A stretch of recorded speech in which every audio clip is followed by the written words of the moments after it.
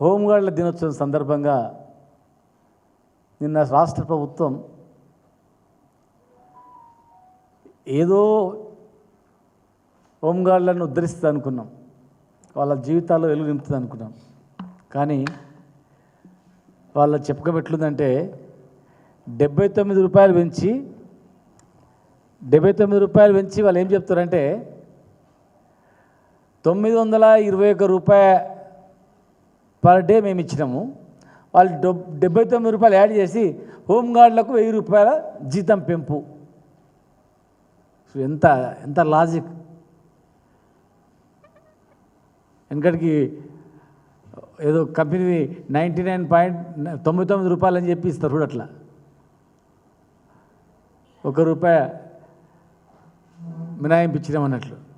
రివర్స్లో 79 రూపాయలు ఇచ్చిందని చెప్పకుండా 1000 రూపాయలు పెంపు అని చెప్పిండ్రు. మేము అధికారంలో ఉన్నప్పుడే ఆటో డ్రైవర్లకు, లారీ డ్రైవర్లకు, జర్నలిస్టుతో సహా హోంగార్డులో కూడా ప్రమాదవశాత్తు చనిపోతే వాళ్ళకు 5 లక్షల ఎక్స్గ్రేషన్ ఇస్తామని చెప్పినాం. దాన్ని ఇప్పుడు ప్రకటించుకుంటున్నాం 5 లక్షల రూపాయలు ఇస్తామని చెప్పేసి. ఇక పరేడ్ అలవెన్స్ 100 రూపాయల నుంచి 200 అని చెప్పి పెట్రోల్ కూడా సరిపో. ఒక్కటి హోంగార్డ్ మిత్రులు కానీ ఉద్యోగస్తులు కానీ,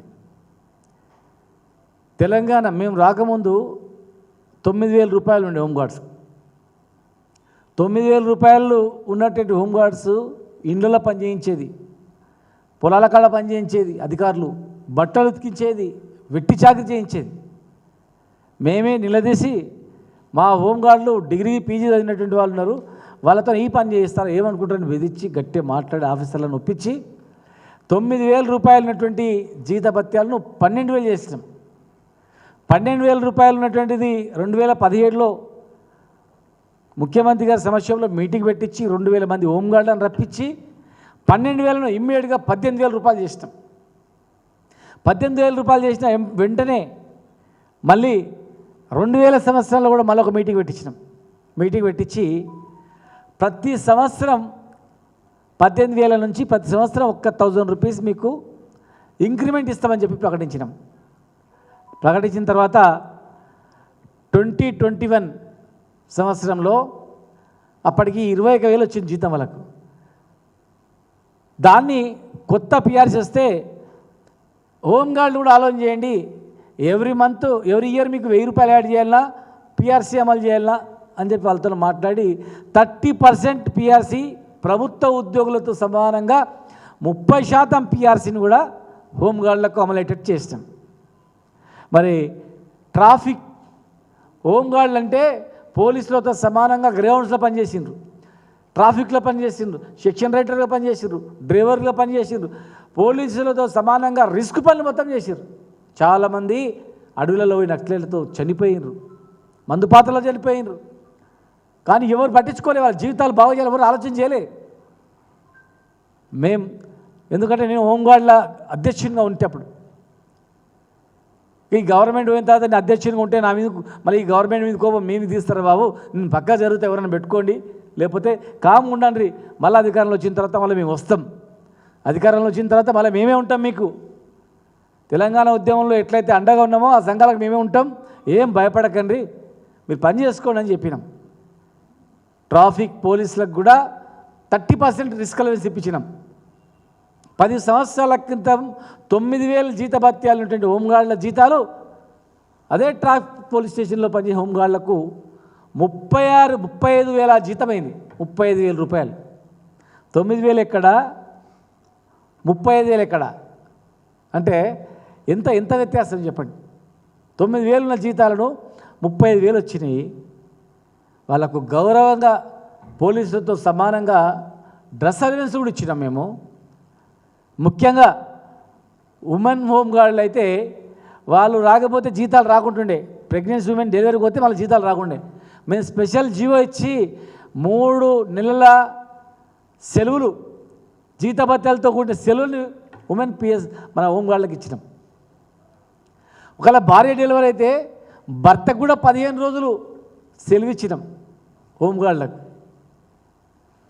వాళ్ళని పర్మనెంట్ చేయాలని చెప్పి ఒక కమిటీ చేసినాం. Rajiv Trivedi committee special police assistants అని చెప్పి రూల్స్ ఫ్రేమ్ చేసింది.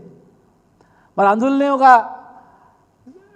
సేమ్ ఈక్వల్ క్యాడర్ అయిన రాజీవ్ త్రివేది గారు ప్రిన్సిపల్ సెక్రటరీగా ఉండి హోంగార్డులు చాలా మంచి పని చేస్తారు, ఒక ఉద్యోగ భద్రత ఇవ్వాలా, వెల్ క్వాలిఫైడ్ ఉన్నారని చెప్పి ఈ దేశంలో ఎక్కడ లేనటువంటి విధంగా మొదలు మేమే చేయాలని చెప్పి ఒక కమిటీ స్పెషల్ పోలీస్ అసిస్టెంట్ అని పేరు పెట్టి తయారు చేసినాం. మరి రాజీవ్ త్రివేది గారు తయారు చేస్తే ఇంకో ఆయన పోలీస్ డిపార్ట్మెంట్లో ఇంకో ఆఫీసర్ ఏం చేశారంటే కాళ్ళ కింద కట్టెబెట్టి అవి పర్మనెంట్ కాకుండా తప్పుదో పట్టించి ఫైల్ నానుస్తూ ముందుకు తీసుకొచ్చిండు. మరి అది ఆ పెండింగ్లో ఉంది. మేమేమనుకున్నామంటే ఈ ప్రభుత్వం హోంగార్డులకు శుభవార్త ఇస్తుందంటే ఒక మాజీ అధ్యక్షునిగా వాళ్ళ వెల్ఫేర్ చూసిన వ్యక్తిగా తెలంగాణ ఉద్యమంలో వాళ్ళని కూడా పాల్గొన్నటువంటి ఉద్యమకారులను చూసి స్పెషల్ పోలీస్ అసిస్టెంట్లు అనేటివి వాళ్ళకి ఇస్తారేమో ఆర్డర్స్ అనుకున్నాం, వాళ్ళు పర్మనెంట్ చేస్తారేమో అనుకున్నాం. రవీందర్ అనే ఒక హోంగార్డు చనిపోతే ఇదేవి పెద్దలు ఈనాటి ముఖ్యమంత్రి గారు కూడా గాంధీ హాస్పిటల్కి వెళ్ళి మేము అధికారంలోకి వచ్చిన 3 నెలల్లో హోంగార్డులను పర్మనెంట్ చేస్తామని చెప్పారు. మరి గాంధీ హాస్పిటల్ దగ్గర పర్మనెంట్ చేస్తామని చెప్పినటువంటి మాట ఎక్కడ పోయింది? చాలామంది మా హోంగార్డులు నిజంగా ఈ ప్రభుత్వం అధికారంలోకి వస్తే 3 నెలలే చేస్తామంటారు కదా, 3 నెలలనే మీరు పర్మనెంట్ అవుతారేమో అని చెప్పి ఆశతో కొంతమంది హోంగార్డు కుటుంబాలు మీకు ఓట్లు వేసిండ్రు. మరి గాంధీ హాస్పిటల్లో మీరు మాట్లాడిన మాట తప్పి వాళ్ళని పర్మనెంట్ చేయకుండా 79 రూపాయలు పెంచి 1000 రూపాయలు చేసినామంటే అదేం అర్థమో అదేం లాజిక్ మాకు అర్థం కాలే. చనిపోయినటువంటి వాళ్లకు కారుణ్య నియామకాలు ఉన్నాయి, అవి మొత్తం ఆర్డర్స్ ఇస్తారనుకున్నాం, ఇవ్వలే. అసెంబ్లీలో చాలామంది మేము అధికారంలోకి వస్తే చిన్న కారణాల వల్ల ఆంధ్రప్రదేశ్ గవర్నమెంట్లో ఉద్యోగాలను తొలగించినటువంటి హోంగార్డులను 1500 1400 ఉన్నారు, అందరిని మేము వెంటనే తీసుకుంటామన్నారు. మరి ఆ కుటుంబాలు కూడా మీకు ఓటేస్తే మరి అవన్నీ ఏమైనాయి? ఉట్టి మాటలేనా? ఈరోజు నేను డిమాండ్ చేస్తూ ఉన్నా, ఆ రోజు మేము గవర్నమెంట్లో ఉన్నప్పుడు ఆనాటి principal secretary special police assistants అని వీళ్ళని పర్మనెంట్ చేయాలని చెప్పినటువంటి ఫైల్ చేసి వాళ్ళని వెంటనే పర్మనెంట్ ఆర్డర్స్ ఇవ్వాలి. గాంధీ హాస్పిటల్ దగ్గర మీరు ప్రమాణం చేసినటువంటి మాటను గుర్తుపెట్టుకొని వెంటనే వాళ్ళకు పర్మనెంట్ అయ్యేటట్లు హోంగార్డులకు పర్మనెంట్ ఉద్యోగాలు ఇవ్వాలి. రోస్టర్ సరిపోతే కూర్చునే ఒకవేళ రోస్టర్లో సరైనటువంటి సూటబుల్ క్యాండిడేట్స్ లేకపోతే తర్వాత మీరు చాలా వేకెన్సీస్ కూడా ఉన్నాయి, తీసుకోవచ్చు, వీళ్ళని వాడుకోవచ్చు, చేయండి. చనిపోయినటువంటి హోంగార్డుకు 10 లక్షల రూపాయలు ఎక్స్గ్రేషియా ఇవ్వండి. రిటైర్డ్ అయినటువంటి హోంగార్డుకు 10 లక్షల రూపాయలు ఇవ్వండి. 35-40 సంవత్సరాలు పనిచేసి వాళ్ళు ఎట్లా బతకాల? ఆయన చెమట రక్తం మొత్తం గవర్నమెంట్లు దారం చేసి ప్రజలకు దారబోసి ప్రభుత్వంలో పనిచేసి మరి ఉట్టి చేతులతో ఏం తిని బతుకుతాడు ఆ రోజు. ఇలా మీరు ఆరోగ్యశ్రీలు కలుపుతామంటున్నారు, అది కాదు. పోలీసు ఉద్యోగులకు పోలీసు అధికారులకు ఏ రకమైనటువంటి భద్రత ఉందో ఆరోగ్య భద్రత హోంగార్డులకు కూడా ఇవ్వాలా. స్పెషల్ పోలీస్ అసిస్టెంట్లుగా నియామకాల వాళ్ళకు ఆర్డర్స్ ఇవ్వాలా, పర్మనెంట్ చేయాలా. 10% ఇప్పుడున్నట్టు జీతభత్యాలకు మీరు 10% పెంచి ఇవ్వాలా. చనిపోయిన వాళ్ళకు 10 లక్షలు ఇవ్వాలా, ప్రమాదవశాత్తు మరి రిటైర్మెంట్ 10 లక్షలు ఇవ్వాలా. కారుణ్య నియామకాలు వెంటనే చేపట్టాలా. మరి మీరు దాదాపు 1500 మంది హోంగార్డులు మీరు తీసుకుంటామన్నారు గవర్నమెంట్ రాగానే. ఆంధ్రప్రదేశ్ గవర్నమెంట్లో చిన్న కారణాలు వాళ్ళు తీసుకోలేకపోయారు, మేము కూడా వాళ్ళని తీసుకుందాం అనుకున్నాం. పోలీస్ అధికారులే రకరకాలుగా అడ్డగించారు. మరి మీరు చేస్తామన్నారు కదా, వెంటనే వాళ్ళకు కూడా చేయాలి. కనుక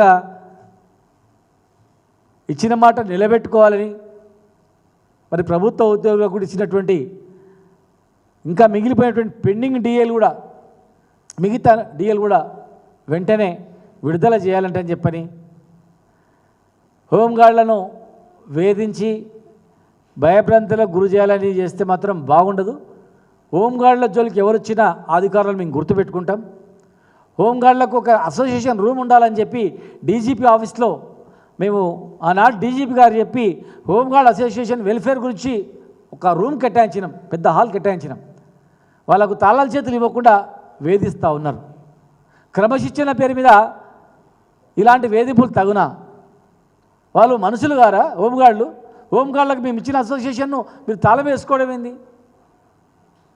హోంగార్డులకు ఎవరు లేరు, వాళ్ళతో వెట్టి చాకరీ చేసుకుందామని మీరు అనుకుంటూ కాక, ఏ పోలీస్ అధికారి అయితే హోంగార్డులను వేధిస్తాడో, హోంగార్డు కుటుంబాలను వేధిస్తారో ఆ పోలీస్ అధికారిని మేము గుర్తుపెట్టుకుంటాం, దానికి తగ్గట్లు మేము చేస్తాం. దయచేసి మరి పోలీస్ డిపార్ట్మెంట్లో కూడా మంచి అధికారులు, పోలీస్ అధికారుల సంఘం కూడా ఉంది, మంచిగా పనిచేస్తూ ఉంది. మీరు పోలీస్ డిపార్ట్మెంట్కే కాకుండా హోంగార్డుల వెల్ఫేర్ కూడా గతంలో మాదిరిగా మీరు పట్టించుకొని ఇవన్నీ కూడా చేయాలని చెప్పని మేము డిమాండ్ చేస్తూ ఉన్నాం. ఇచ్చిన హామీలన్నీ నెరవేర్చాలని చెప్పి మేము డిమాండ్ చేస్తున్నాం. హోంగార్డులను వేధించినట్లయితే ఖచ్చితంగా ఎవరిని కూడా మేము వదిలిపెట్టాం. చదువుకొని ఉన్నతమైన చదువుకొని కూడా మరి ఉద్యోగం దొరకక ఏదో ఉద్యోగం చేసుకుంటున్నారు, మరి వాళ్ళు క్రమశిక్షణతో చేస్తున్నారు, పోలీసులకు సమానంగా పనిచేస్తున్నారు. వాళ్ళన్నీ కూడా మరి వాళ్ళందరికీ ఇచ్చిన మాట తప్పకుండా పర్మనెంట్ చేసి వాళ్ళకు చేయాలి. బూటకమైనటువంటివి 79 రూపాయలు పెంచి 921 రూపాయకు 79 యాడ్ చేస్తామని చెప్పకుండా మేము 1000 రూపాయలు చేస్తామంటే ఏమైనా అర్థం ఉందా? అర్థపర్థం లేనటువంటివి మీరు అన్నీ సమీక్షించుకొని చేయాలి. లేదంటే ఖచ్చితంగా మరి స్పెషల్ పోలీసులను కూడా మీరు ఇట్లే వేధించిండ్రు, వాళ్ళ మీద నమ్మకుండా వాళ్ళని ఇబ్బందులకు పాలు చేసిండ్రు, సస్పెండ్ చేసిండ్రు. ఆ స్పెషల్ పోలీసులను కూడా ఎవరినైతే వేధించారో వాళ్ళని వెంటనే విధులకు తీసుకోవాలి, క్రమశిక్షణ చర్యలు చేపడతామని చెప్పి వాళ్ళకి ఎవరికైతే మెమోలు ఇచ్చిండ్రో అవన్నీ విత్డ్రా చేసుకోవాలి.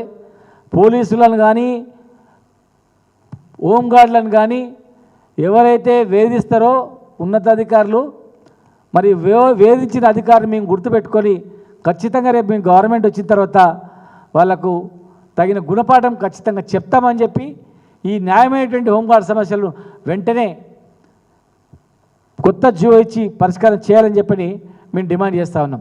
వాళ్ళు 100 మంది రాడికి తయారున్నారు హోంగార్డులు అందరూ కూడా, వాళ్ళకి భయపెట్టిస్తున్నారు.